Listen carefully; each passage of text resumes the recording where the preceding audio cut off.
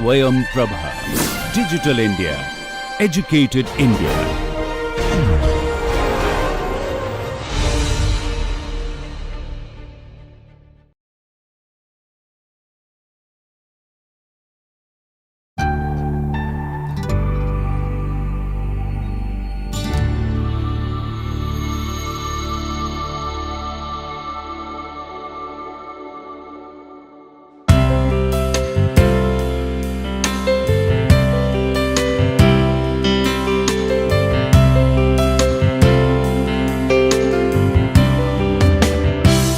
Good morning. Welcome to the online course on sustainable architecture. This is week 2, and in today's lecture we will be talking about Agenda 21 of UN. In previous lectures prior to this lecture, we have discussed at length about what sustainability is. What do we understand by sustainable development? What are the impacts of built environment on natural environment, and how is it affecting us as human beings? Now, all the impacts and discussions that we have had in the last 3 lectures, such discussions have been conducted or have been having in the world since more than 3 decades. The result of all those discussions, as we have also seen in the history of sustainable development, was the report Our Common Future, which was published in 1987. Even after this report was published, there was no legally binding convention or protocol where the world would come together and act towards making the world a more sustainable place to live. Looking at the discussions and the concerns which were growing around the world post publishing of this report, Our Common Future, for the first time in 1992, United Nations organized the first conference on environment and development at Rio de Janeiro in 1992, which was informally and most popularly known as the First Earth Summit. This Earth Summit for the first time brought all the nations together, all the interested parties together, around 190 of them at that time, to discuss about the future course of development and how environment will be taken care of. The discussions of the Earth Summit of 1992, the first Earth Summit of Rio, resulted in several very important documents. There were 3 non-binding and voluntary documents which were produced. The first one was Rio Declaration on Environment and Development, which contains 27 principles. The second was Agenda 21, which lists out how this development, sustainable development, is to be carried out in various sections, and it is a long document which details out how nations should progress. The third one was the Forest Principles. These 3 were non-binding voluntary documents. There simultaneously at Earth Summit, Rio Earth Summit, 3 important legally binding agreements were also opened up for signature for the parties to agree on. The first one was Convention on Biological Diversity. The second one was Framework Convention on Climate Change, UNFCCC, which has resulted in many very significant treaties and protocols in the later years. For example, Kyoto Protocol, Montreal Protocol, Paris Agreement, Copenhagen Agreement. So all these were a result of this UNFCCC, which was opened up for signature in 1992 at the Rio Earth Summit. And the last one was United Nations Convention to Combat Desertification. I will go in detail over the first two non-binding voluntary documents which have shaped the policies of the world since 1992. However, the kind of impact which was envisaged through Agenda 21 or UNFCCC or other documents which were produced after Rio Earth Summit, they have still not been fulfilled. The expectation has still not been fulfilled, yet the world is moving towards that, and we are trying to formulate policies and action plans based upon the principles which were laid out in Agenda 21 and other documents.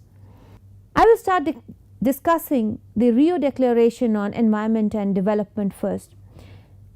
This declaration is a short document which contains 27 principles. This is again a non-binding and a voluntary document. The first and foremost principle of Rio Declaration states that human beings are the center of all the concerns. Till this time, there was a growing concern over how environment is getting affected, and there was a lot of discussion on how developing nations such as India and China should limit their emissions, and the way progress is being made, development is being made at the cost of environment. And the discussions largely centered around, or there were debates between the developing nations and developed nations on achieving a certain threshold, certain minimum level of development in developing countries without looking much towards the environment. The discussion, as somebody very rightly put, was at a restaurant when everybody has eaten up. The question is, who pays the bill? So developing nations were accusing developed nations that they have already developed at the cost of environment, which was to be shared, which was a shared resource of the entire world. And now when it is time for developing nations to grow, they are restricting the growth of these nations, which definitely is also hampering the environment. For the first time, it realized that human beings are at the center of all the concerns, and human beings would need certain minimum quality of life to be ensured, achieved, and they be the first of the concerns. The second principle was that states have the sovereign right to exploit their own resources. So every nation has the right to consume and exploit the resources which are within their boundary and develop their own developmental policies. However, it does not imply that the damage to the environment of other states be inflicted by the developmental policies or the environmental processes which are taking place in one state.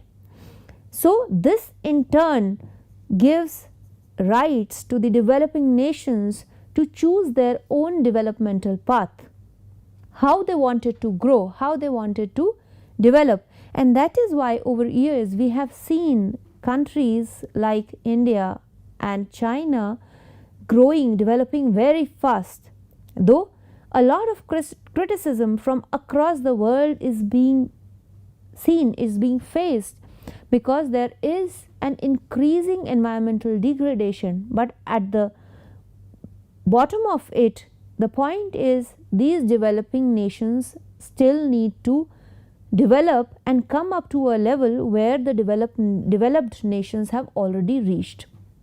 The third principle is an extension to what I was just saying. The right to development must be fulfilled so as to equitably meet development and environmental needs of present and future generations. Now here, the developmental needs of the present and future generations have to be met equitably. This implied that developing nations be given the right to development. The fourth principle states in order to achieve sustainable development, environmental protection shall constitute an integral part of the development process. That is why we have seen the development of environment protection bodies, for example, Green Tribunal, National Green Tribunal in India, and such similar bodies across the world in each of the nations. Pollution Control Board, Green Tribunals, which have been created to ensure that the environmental protection is taken care of and it goes hand in hand with the developmental process. The next principle says, Principle 5, all states and all people shall cooperate in the essential task of eradicating poverty. Poverty was identified as one of the main aims that needs to be eradicated, and that has to be an indispensable requirement for sustainable development. Again, putting people at the center of it, talking about economy. We cannot talk about environment alone while our people are still not having access to the basic needs, to the basic facilities, and they are still poor. So eradicating poverty was one of the main principles. The next principle, Principle 6, states that the special situation and needs of developing countries, particularly the least developed and those most environmentally vulnerable, shall be given special priority. And the international actions in the field of environment and development should address the interests and needs of all countries. That is why we have seen that through United Nations, a lot of impetus, a lot of push is being given from developed countries to the developing and underdeveloped countries to take care of their environment and developmental programs. This was done in order to ensure that there is equity of development amongst nations, not just within the nation between different classes of the society, but between nations. The next principle states that the states shall cooperate in a spirit of global partnership to conserve, protect and restore the health and integrity of the Earth's ecosystem. There has been an increased emphasis and focus on how Earth's ecosystem shall be protected. It's not just the forests, it is equally the entire ecosystem, our oceans, our seas, our glaciers, mountains, hills, forests, even deserts. All of this Earth's ecosystem needs to be conserved, protected and restored wherever it has deteriorated. Principle 8 states that to achieve sustainable development and a higher quality of life for all people, states should reduce and eliminate unsustainable patterns of production and consumption and promote appropriate demographic policies. Such principles have led to development of more and more efficient industrial processes and formation of policies which have boosted the demand for efficient machinery, efficient industries to be set up, such that the pattern of production becomes more and more efficient and there is lesser amount of resource which is consumed. That's one part of it.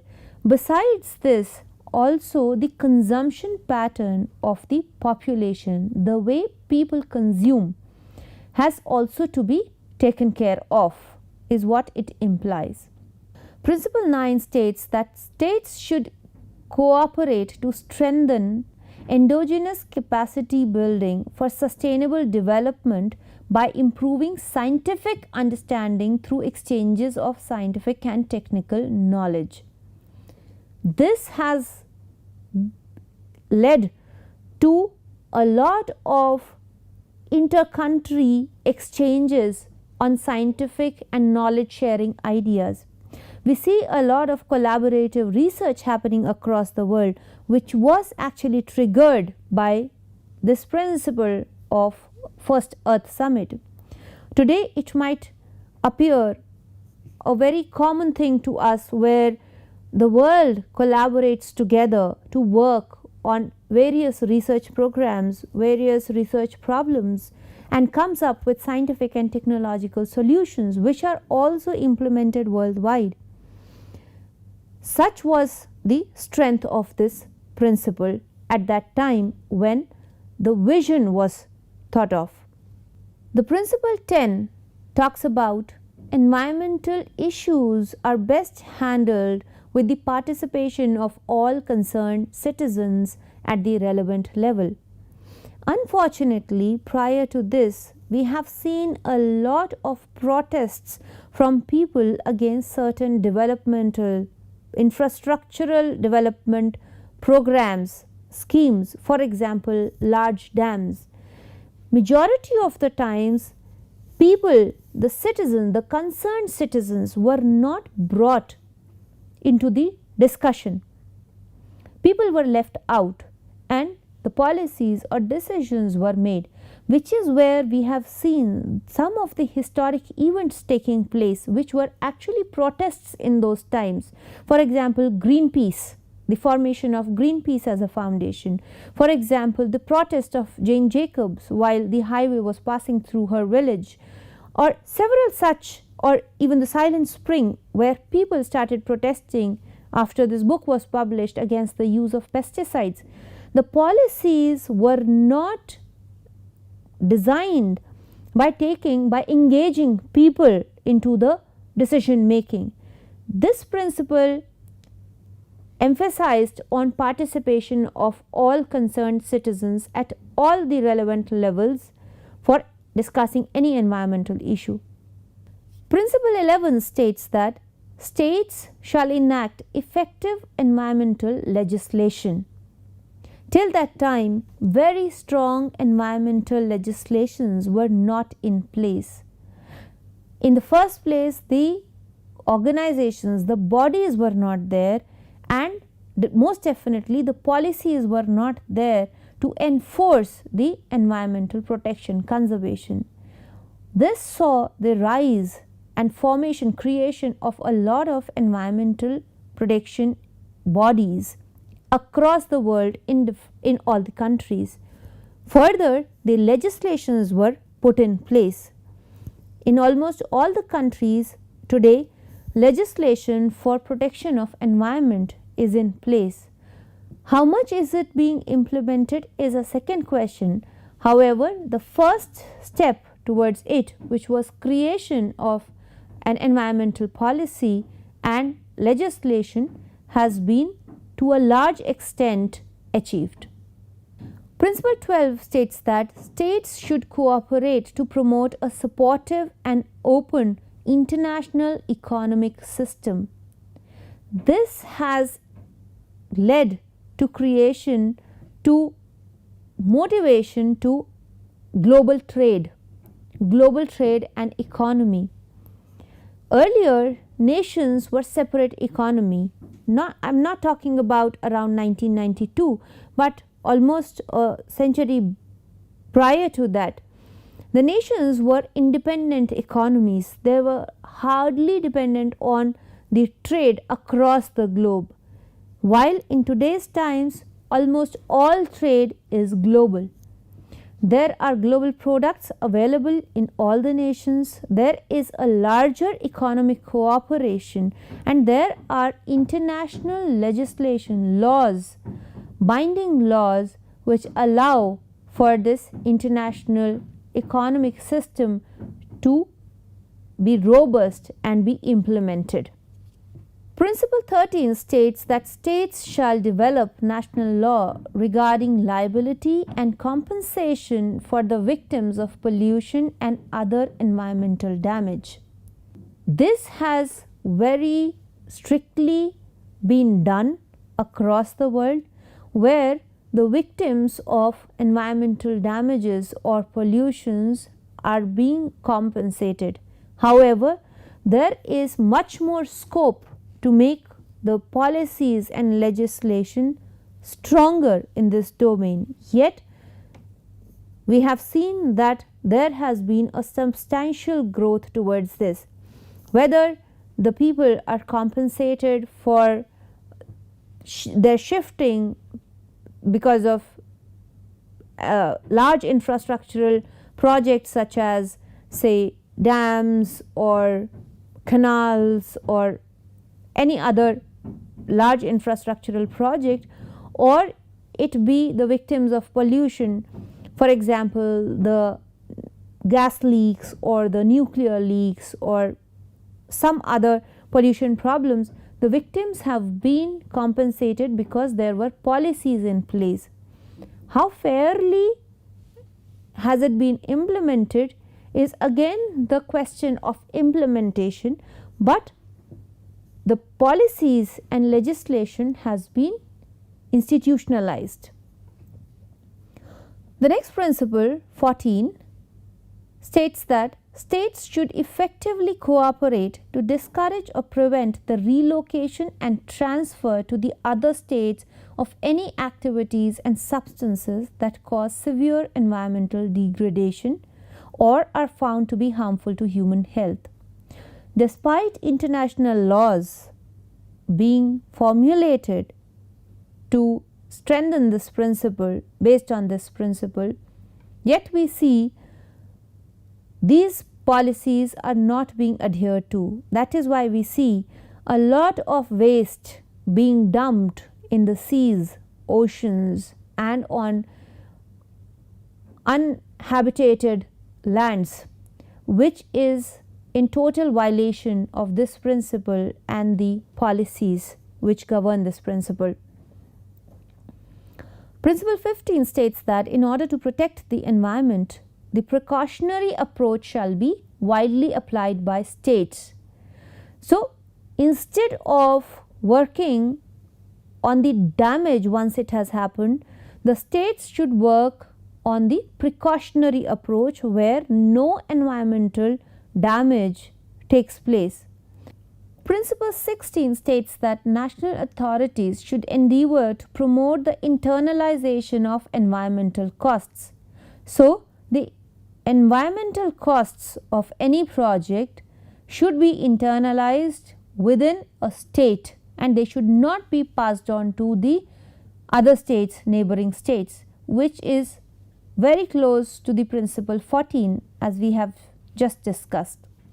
Principle 17 states that environmental impact assessment as a national instrument shall be undertaken for proposed activities.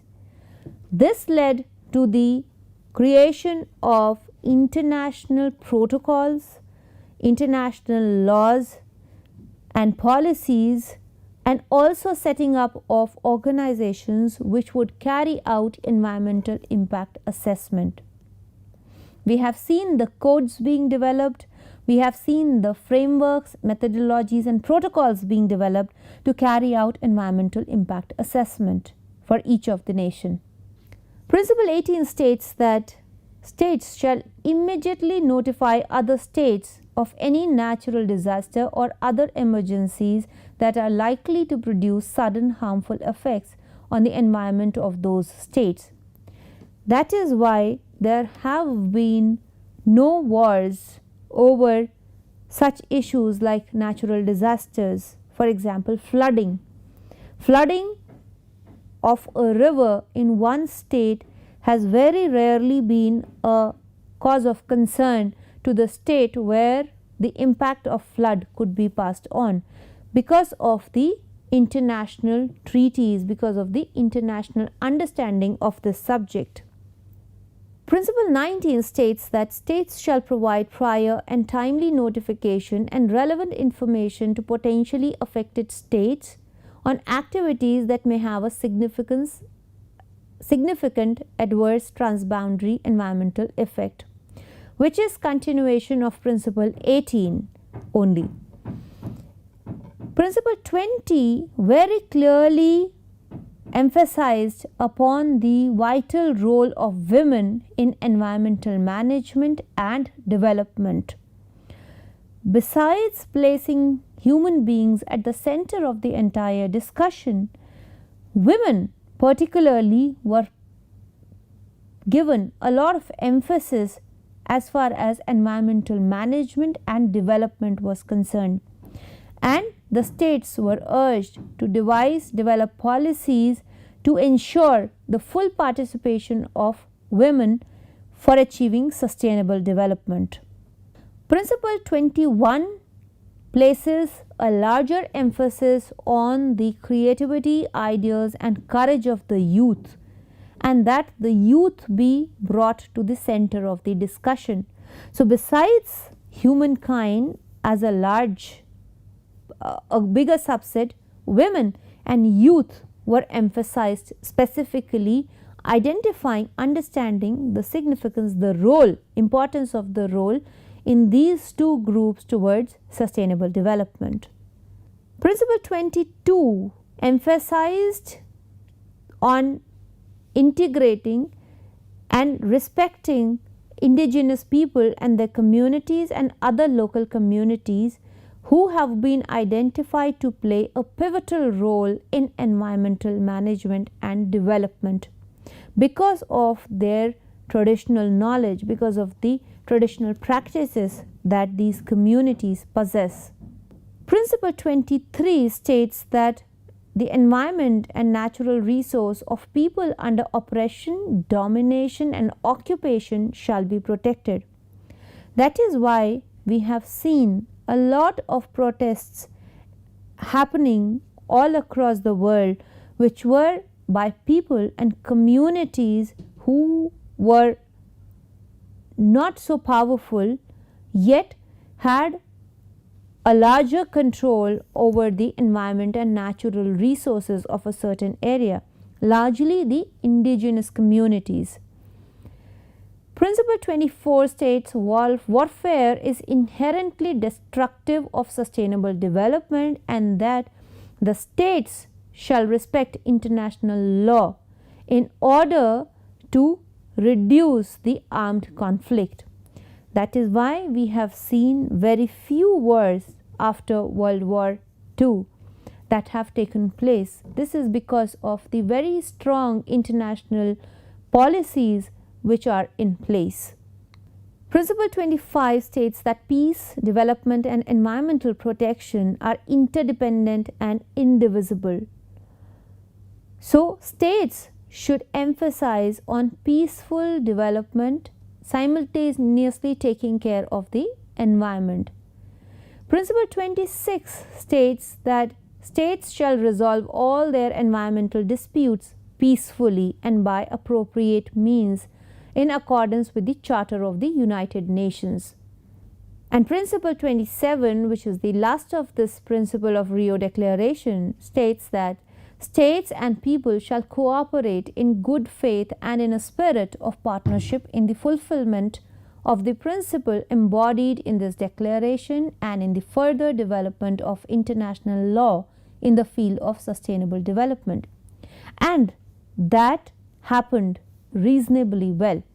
So a number of new laws, treaties, protocols were developed in the field of sustainable development, which are being abided by large number of countries, larger part of the world, and that is why world is progressing towards sustainable development together.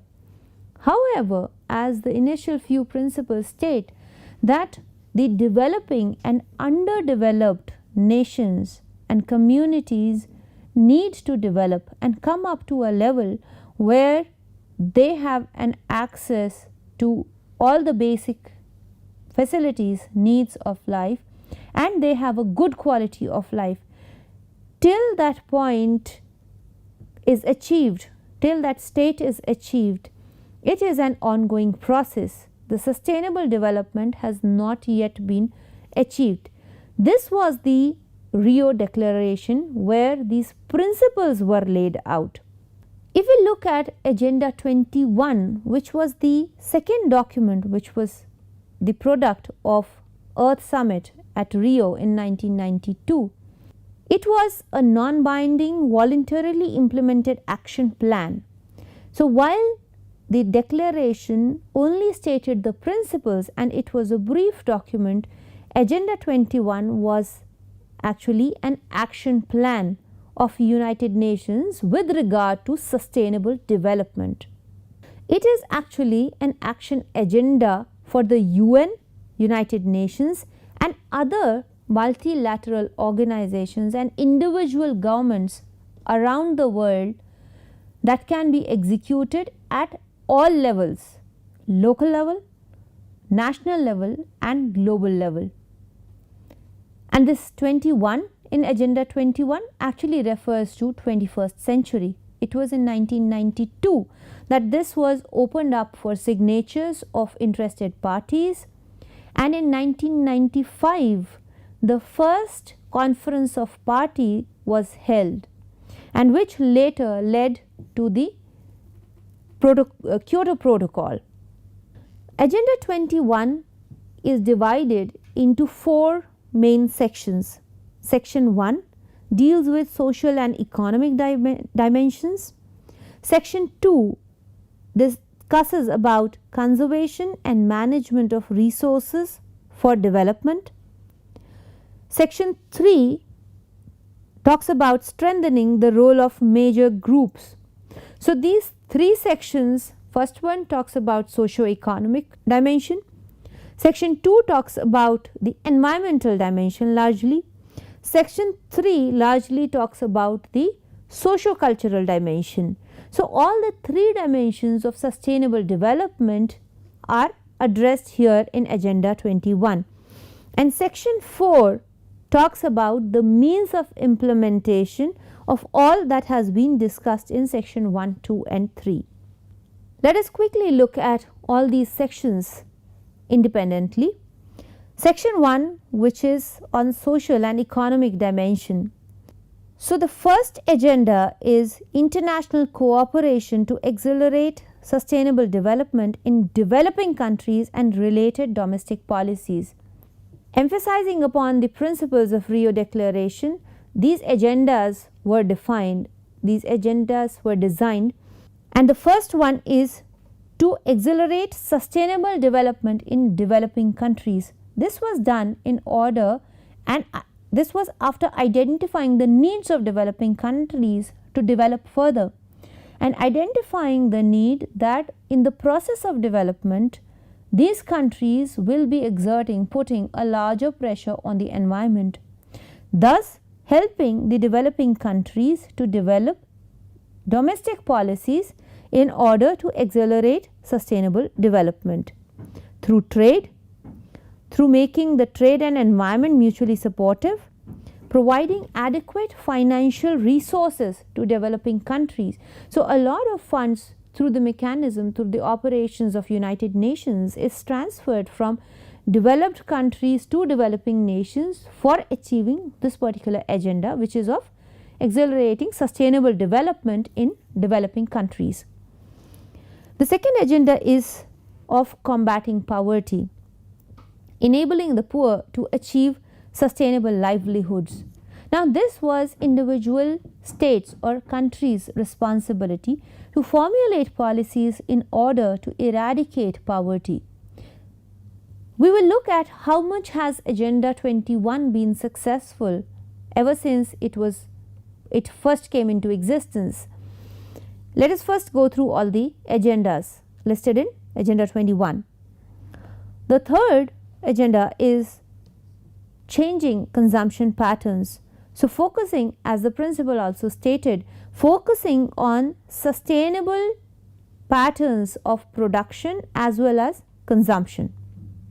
The fourth agenda is on demographic dynamics and sustainability.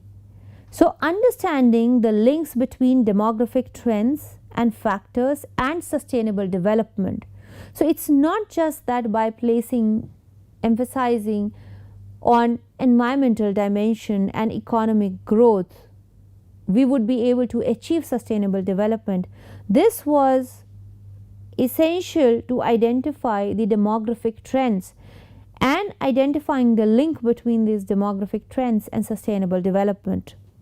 The next agenda was protecting and promoting human health, meeting the primary healthcare needs, controlling the communicable diseases, where the research from one country has helped control the communicable diseases in the underdeveloped and developing countries and communities who are underprivileged.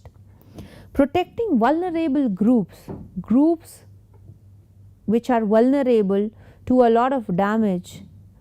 Meeting the urban health challenge, reducing health risks from environmental pollution and hazards were all part of improving the health.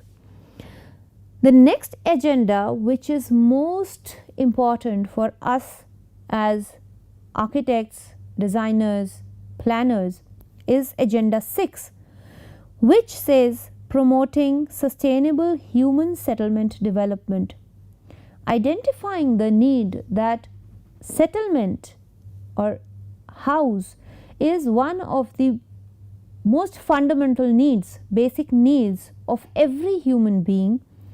It was realized that as the world develops, grows, every human being must have a shelter, a settlement, sustainable human settlement.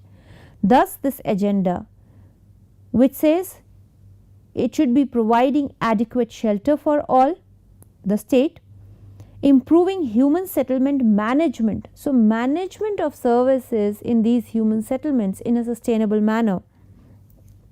Promoting sustainable land use planning and management.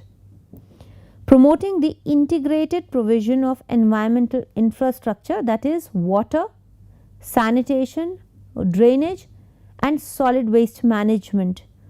All of that should be provided in an integrated manner in a human settlement.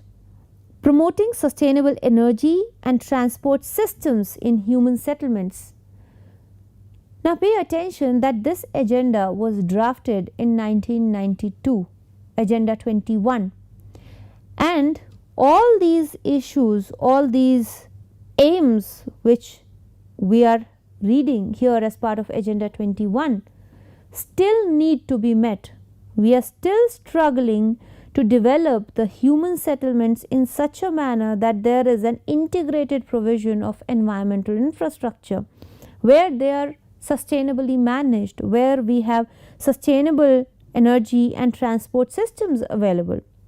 So, a lot of work in this regard is still needed, as we have emphasized, established that the built environment or human settlements which are being developed are impacting the natural environment in an adverse way, in an adverse manner. So, we understand that this Agenda 6, which is most important for us to understand, still holds good. It is unfulfilled and a lot of research and work is still required to be done in this regard. Agenda 7 talks about integrating environment and development in decision making at the policy planning and management level through provision of an effective legal and regulatory framework. This would also be done by making use of economic infrastructure and market.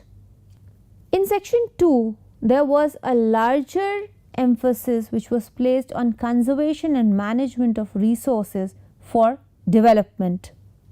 The first and foremost being the protection of the atmosphere.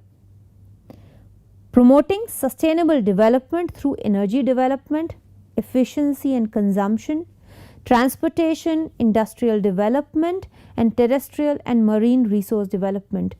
Again, emphasizing that there is a direct link, there is a direct impact of the way human settlements grow, the way we develop our infrastructure, whether it be transportation, whether it be industries, whether it be energy. all of this has a direct impact on atmosphere. That is why, besides having a separate agenda under the socio-economic dimension, there is again a repetition, there is again an emphasis on promoting sustainable development while talking about protecting the atmosphere. The next agenda is integrated approach to the planning and management of land resources, which is the key to sustainable development. Anything which is sustainable is integrated. It is an interconnected system where all the systems are coming together. The next is combating deforestation. Forests are the paving way for a lot of developmental activities, whether they be settlements, whether they be infrastructure, whether they be industries. Forests are being cut. They were being cut and they are being cut, so the agenda still holds good, combating deforestation. Next is managing fragile ecosystem, combating desertification and drought. We have seen the kind of impact built environment has on land, and desertification and land degradation being one of the most significant impacts. So the agenda is to manage the fragile ecosystems and combating desertification. Within fragile ecosystems, mountains have been identified as a special part of earth, and sustainable mountain development has been emphasized upon here. Besides this, there is another agenda which is towards promoting sustainable agriculture and rural development. When we were discussing about the visionaries who promoted sustainable development through their vision, through their approach, we were talking about Mahatma Gandhi, who emphasized upon the sustainable rural development, independent, self-reliant rural development. That is an agenda which finds place in Agenda 21, promoting sustainable agriculture and rural development. Promoting sustainable agriculture and rural development has a number of subheads because it is one of the most important agendas, and as the population is growing, there is an increased demand for food, and since the urbanization is increasing, as we have seen in yesterday's lecture, we see that there is a larger population which is concentrating in the urban centers, urban areas, thereby tremendously increasing the pressure on resources in urban areas. This can be mitigated, this can be handled if we develop our rural areas sustainably. Next is conservation of biological diversity and environmentally sound management of biotechnology. Now, biotechnology was identified as one of the very important technologies, means or fields in the coming times. This is 3 decades back. So, for increasing the availability of food, feed and renewable raw materials, improving human health, enhancing protection of the environment, enhancing safety and developing international mechanisms for cooperation, for all these, biotechnology was identified as a very significant important field, and it still continues to do so. The next one is protection of our oceans, all kinds of seas including enclosed and semi-enclosed seas and coastal areas, and the protection, rational use and development of their living resources. Unfortunately, despite identifying protection of the oceans and seas as an agenda 3 decades back, the health of our aquatic ecosystem has been degrading over years, over decades. So, this agenda still holds good. The next is protection of the quality and supply of freshwater resources, which is dwindling. We have already seen the impact of built environment on water, and we have seen how water bodies are shrinking, how water bodies are getting contaminated, polluted. All of this was already identified in Agenda 21 as this Agenda 17. Next is environmentally sound management of toxic chemicals, including prevention of illegal international traffic in toxic and dangerous products. We have seen how the nuclear waste dumped from one country affected large part of the world seas, and how it entered the food chain and affected large population. Such can be the impact of not so good management of these toxic chemicals, hence this agenda. Next is environmentally sound management of hazardous wastes and environmentally sound management of solid waste and sewage related issues. Now, in developed countries, large number of developed countries have achieved many of these agendas. For example, environmentally sound management of solid wastes has significantly been achieved in many of the developed countries, while developing countries are still struggling to manage, still struggling to achieve these agendas. Safe and environmentally sound management of radioactive waste. These were all part of the section 2, which largely focused on environment. Section 3 talks about strengthening the role of major groups. Now, the groups which have been identified through various agendas in section 3 are 1. Women. So, global action for women towards sustainable and equitable development. Second is children and youth in sustainable development, understanding that children and youth can be trained right from their early ages and they can become instrumental in driving sustainable development. There was a larger emphasis which was placed on the role of children and youth. Another major group was indigenous people and their communities. So, recognizing and strengthening the role of indigenous people. The next major group was non-governmental organization, NGOs, and in the last 3 decades we have seen the growth in the number and also the work domain of these NGOs, non-governmental organization, towards sustainable development. Another major group is local authorities, because the implementation at the end of the day will be happening through the local authorities, governance at the local level. Next major group is workers and their trade unions. They drive the large part of economy and they have been identified as the major group towards sustainable development. Next is the role of business and industry towards sustainable development. Through this section 3, we have identified the major groups which are required to drive the overall agenda of sustainable development. Another group is scientific and technological community, which is being strengthened, which is being motivated across the world to drive the decision making and research, technological research.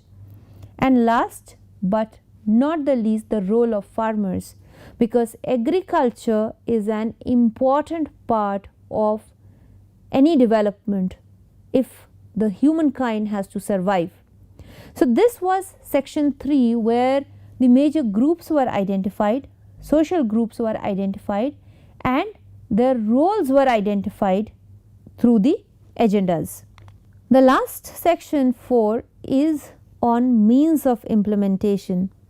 So, the means of implementation are the most important being financial resources and mechanisms, which to a large extent United Nations or the international community has driven through mechanisms, through organizations like World Bank and the funding mechanism.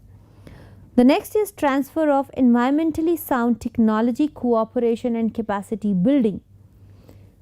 Here we have seen an increased cooperation between different countries, nations in developing environmentally sound technology and transferring it, and also capacity building. The third is science for sustainable development. A lot of new technology, a number of new products have been developed in the last 3 decades, which have helped the humankind to inch closer to sustainable development. So the use of science and technology for sustainable development has been emphasized as a means of implementation. Another very important means is education, public awareness and training. All the governments across the world are placing emphasis promoting education and public awareness, skill training. The next being national mechanisms and international cooperation for capacity building in developing countries. We see a lot of support being provided by developing countries to developing countries for capacity building. We have seen this happening in our own country, India, where the larger agenda of energy conservation in buildings was driven with the help of international agencies, with the help of international funding, which came to a developing country like ours. The next means of implementation is international institutional arrangement and international legal instruments and mechanisms. Both of these have been emphasized upon by United Nations through formation of various organizations, various bodies, international bodies. And another means of implementation is the information for decision making. So making the processes and the data available to a larger public, bridging the data gap and improving the information availability, which has also got a boost because of technology like internet. So a lot of information for decision making is easily and abundantly available.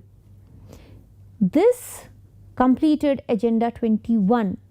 Now the discussion is, we have a lot of agendas which are actually driven and governed by how we design our built environment, how our buildings are designed, how our industries are designed and how do they perform, how the infrastructure be designed, how the technology for developing these buildings and infrastructure be developed in order to fulfill the agenda. If we look at what Agenda 21 has achieved, and if we follow what has happened in the past 3 decades, which by the means of Earth summits, so Rio +10, Rio +20, Rio +25 has tried to do, they have tried to take a stock of the progress which was made on Agenda 21. And unfortunately, till date, Agenda 21 remains unfulfilled. A lot of these agendas in large part of the world are yet not achieved, they are not fulfilled. That is why Agenda 2030 for sustainable development was proposed. It built upon Agenda 21 only, elaborated upon that, but emphasized upon the needs which are still unfulfilled, the agendas which are still unfulfilled. I will conclude my lecture here today, and we will see how and why do we need to make sustainable buildings, come up with sustainable architecture, while an Agenda 21 emphasized the need for sustainable habitat, sustainable human settlement 30 years back. Yet why we need sustainable architecture and sustainable buildings today. And then we will move on to understanding how we design, construct and make sustainable architecture. Thank you.